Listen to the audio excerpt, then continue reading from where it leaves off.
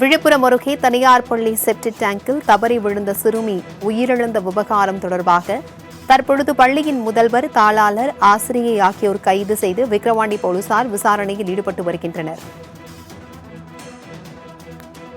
இதுகுறித்தான கூடுதல் விவரங்களுடன் இணைகிறார் எம்முடைய செய்தியாளர் மானஸ்ராஜ்.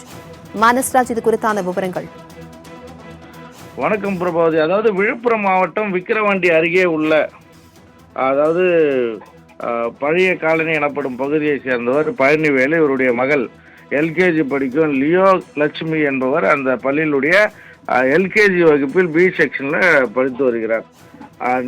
அது வழக்கம் போல் இப்போ இந்த புத்தாண்டு விடுமுறை முடிந்து நேற்றைய தினம் வழக்கம் போல் பள்ளி திறந்த நிலையில் பள்ளியினுடைய வகுப்பறை நடைபெற்று வந்த நிலையில் இடைவேளையின் போது பிள்ளை மாணவர்கள் உணவு அருந்தி விட்டு இருக்கும்போது இந்த பிள்ளையானவள்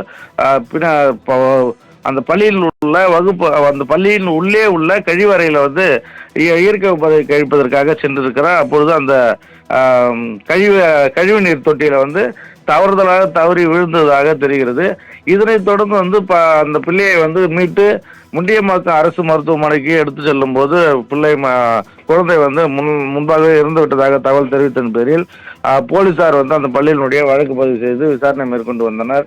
இந்த நிலையில் தற்பொழுது அவருடைய பெற்றோர்கள்லாம் சாலை மறியல் போன்ற போராட்டங்களில் ஈடுபட்டு வந்தனர். அப்பொழுது மாவட்ட ஆட்சியர், மாவட்ட முதன்கல்வி அலுவலர், சட்டமன்ற உறுப்பினர்கள்லாம் பேச்சுவார்த்தை நடத்தியதன் பேரில் அதைத் தொடர்ந்து முதல்வர் அவர்களும் நிவாரண நிதி அறிவித்திருந்த நிலையிலும் தற்பொழுது இரவு இந்த பள்ளியினுடைய அஜாக்கிரதையின் காரணமாக ஐபிசி செக்ஷன் 105 படி பிள்ளையை அஜாக்கிரதையாக பார்த்து கொண்டார் என்ற காரணத்தினால பள்ளியினுடைய முதல்வர், பள்ளியினுடைய தாளாளர், பள்ளியினுடைய அந்த வகுப்பு ஆசிரியர் மீது மூவர் மீதும் வழக்கு பதிவு செய்து தற்பொழுது அனைத்து மகள் காவல் நிலையத்தில் விசாரணைக்காக வைத்துள்ளார்கள்.